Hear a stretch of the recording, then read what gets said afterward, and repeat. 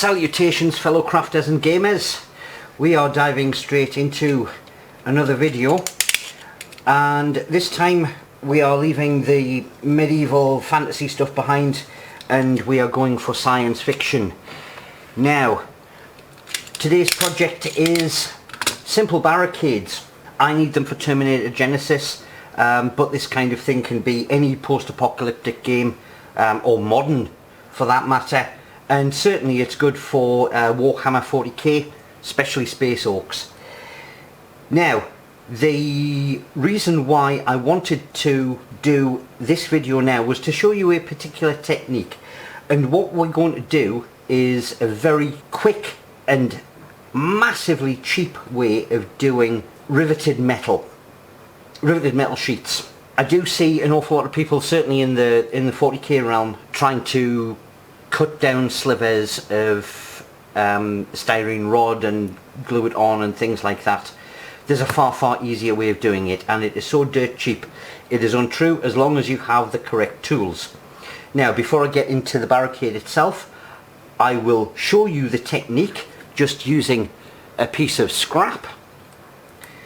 So there are two things that we are after. First of all is the rivet holes, because sometimes you have a sheet of metal where it has been riveted but it has been pulled apart and it's just the holes that are left. So, reclaimed cardboard from packaging. There's the dull side and the shiny side. We want the shiny side up for this part, and this is an awl. Basically it's just a spiked tool, and yes, you can do this with a pin, but you want something that has a slightly thicker shaft if you can possibly get away with it, like this. And to make the holes, simply press down,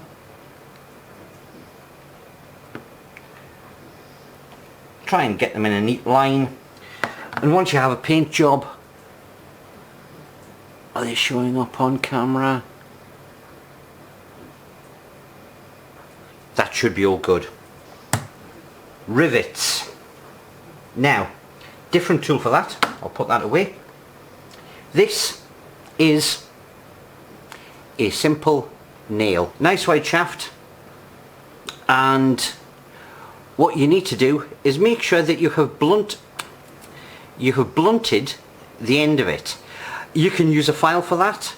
In this case, I simply took it outside, rubbed it on the concrete for about a minute, and it took the pointy end off, and it's nice and blunt now.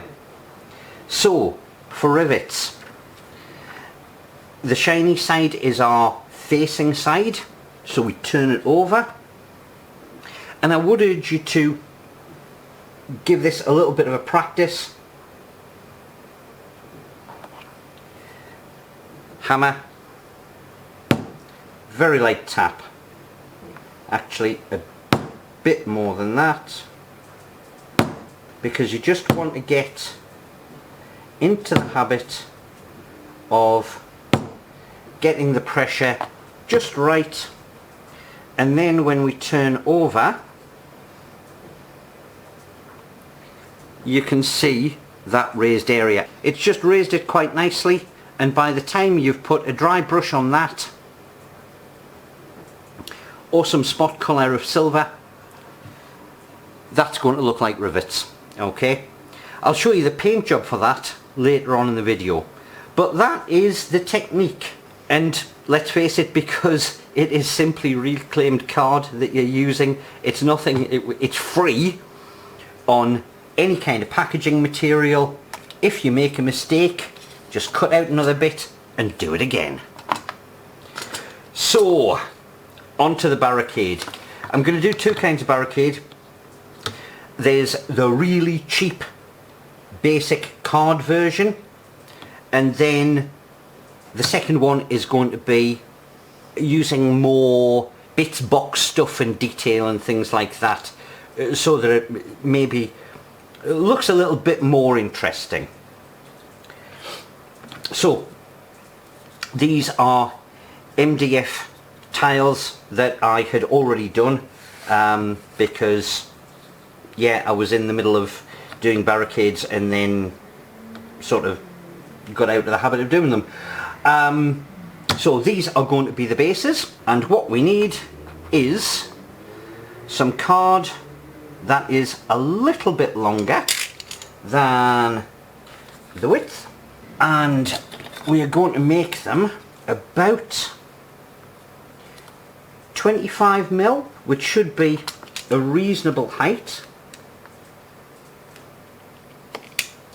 Get a notch there and mark that there. Let's get the blade slightly shorter for these cuts. And this is going to be the former that we are going to build the barricade around. There we are. Now, just a little bit of a mark there and there.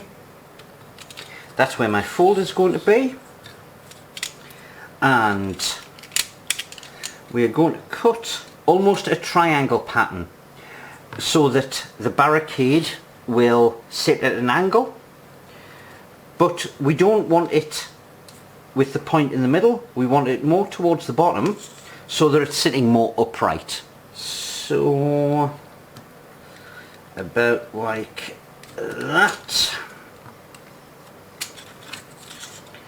And then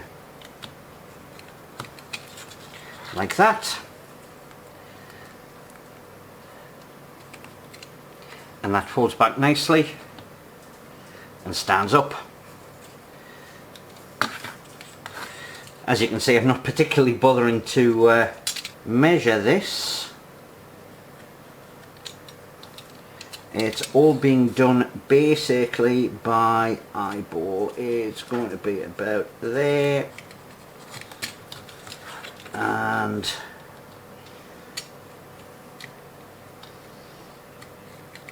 there.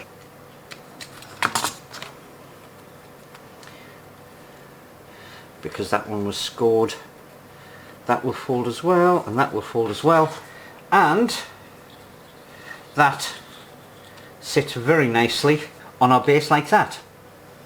So after that, the only thing left to do is to hot glue this in place more towards the front so that your figures can stand quite nicely at the back, and then decorate the front with some other sheets of card that have been turned into what look more like sheets of metal.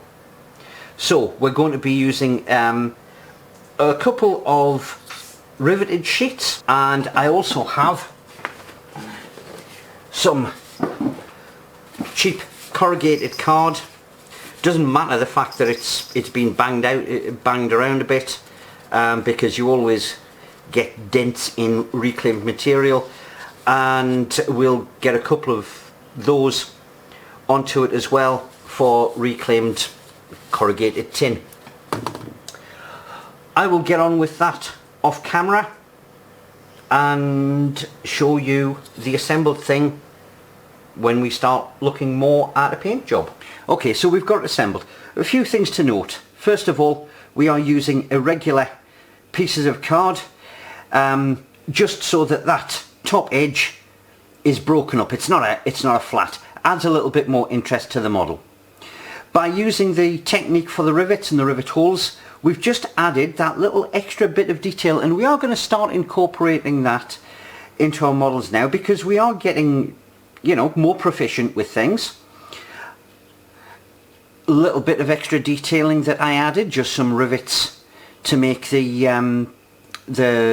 upright supports look a little bit more interesting, and of course the base for it has been covered in the industrial rubble blend. Okay, so there's loads of extra little details that can be picked out with spot colour and things like that. I'll show you the paint scheme on that one later. Barricade number 2. So this is, get that out of the way, this is the more deluxe version. Had a good hunt through my ample bits box, and one of the things that I am going to introduce you to in this one is taking things like old army set toys. Now you normally get some really low quality big soldiers for the little ones to play with, but they generally always come with a little bit of scenery as well.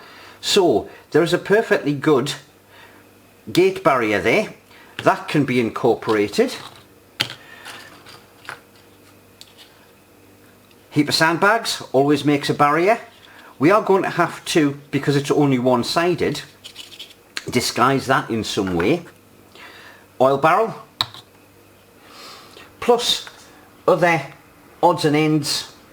That is part of the inside of a hair curler. Some old GW parts. I think these made up tank traps. It's been that long since I looked at them. And this stuff. Now I'm sure I've introduced you to this before, but this is from a laser print, not a laser printer, a 3D printer. So if you've got a friend or you have one yourself, this is what is called a raft. And when you start off making a large model, you set it to have a raft, and basically this is the part that sticks to the bed of the printer and the model is built up on there. However, if you turn it upside down where it's been in contact with the print bed, you should be able to see, if I get a reasonable angle, that it's got all of this lovely stuff that looks like riveted metal. Okay, ideal for post-apocalyptic stuff. Stick it on the side of vehicles and all sorts of things, just for an extra armour feel. This is brilliant stuff, and it's just scrap. So I will get all of the fancy stuff and I'll make a deluxe barrier. I'll show you what it looks like when it's done. I decided it would be a good idea to add some concrete pillars at the end of the barriers. They're made just using the same polystyrene and glue with tissue paper trick that we used for the mountains. And the back of the sandbags was disguised using the same construction method that I used in the industrial heaps video. I'll leave the link for that one up the top. So there we have it. 2 barricades, completely different styles. The budget version, the more deluxe version. Ready for a paint job, just to tie it all together. I'll go and get that done, and then I'll show you the painting technique to actually make the rivets on this one pop out and be a little bit more visible. Alright, where are we up to? So, both have had the base coats, both have had a grey dry brush and a very simple paint scheme, because let's face it, it's terrain and you don't necessarily want to go overboard. Base coats on all of the major pieces. I haven't done any weathering or rust yet on the metal. That is one of the final pieces to do, but I have yeah, easier to see on this one. Bring it up closer. We have picked out all of the sort of futuristic stuff in the rubble with silver, and that will get rusted down. However, the one thing that I did want to show you was a little bit of more advanced weathering than we have done previously, and that is hopefully to break up these big block colours that we have on the metal plates, and two, to just give it a little bit more realism and to just really make that riveting and rivet holes pop. So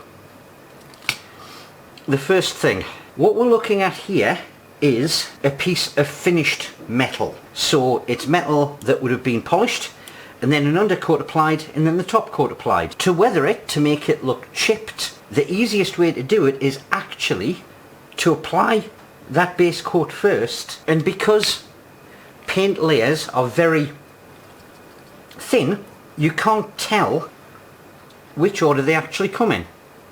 So give that a bit better mix. That's better. And I've got a very fine pointed brush, and all I am going to do is pick out some areas where I think the undercoat or the top coat would have rubbed off, leaving some undercoat. And normally this is going to be sort of high, I want to say traffic areas, but areas where it's been touched quite a bit, or possibly just scraped, because you do get that. And I'm just using a nice flat grey as the undercoat colour. If it does clog up those holes, you can just quick blow and that will blow the paint out and open the holes back up, and just get some areas of undercoat on there. A couple of parallel lines, looks as like it's been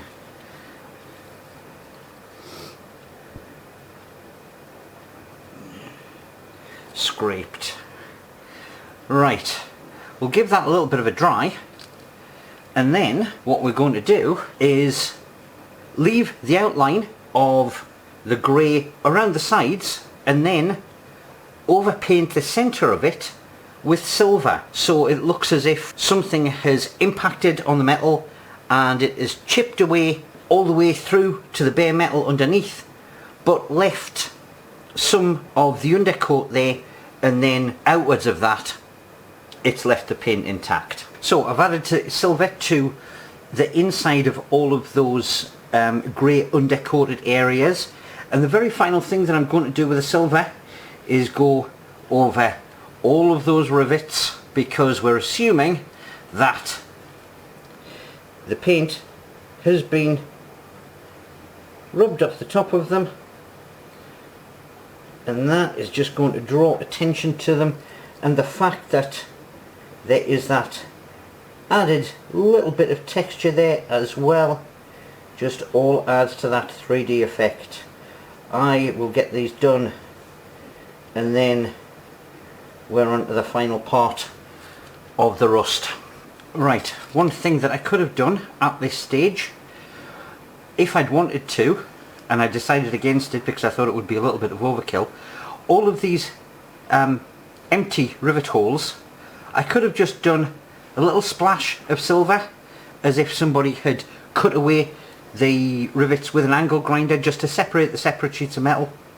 But as I say, for this piece I'm not going to go that far. Additional piece of weathering. Now this is a very, very old bottle of Citadel Flesh Wash, and it's an ideal colour for rust. And again, I'm just using a fine paintbrush, and around all of those rivets I'm just going to do a circle of it, and then draw it down as if it has been running. I will get all of those done, and then I will weather both pieces with the rust effect that I showed you how to do in the pipe stack terrain. And over on this edge where I've left it ragged, I distressed that with the back end of a knife so that it looked as if it had been plasma cut through. I'll add some smoke detail from the heat using the same technique that I did for the smokestack in the Sci-Fi building, and I will show you some pictures of them all finished.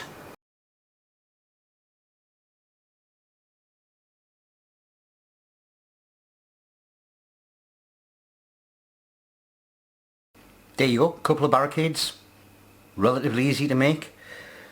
First one, cheap as chips, reclaimed cardboard. A little bit of a technique there, which you will be seeing quite a bit later on. It's a kind of detail that can be added either in modern or even medieval. So that's a really good one to have up your sleeve. And then of course we are getting into reusing old toys. I've got a real big project in mind for a reuse of toys, but that's in a later video. As ever, please do the social media thing, hit like and subscribe and ring notification bells, and share if you think this is of use to any of your friends or family. Otherwise, I will see you in the next video.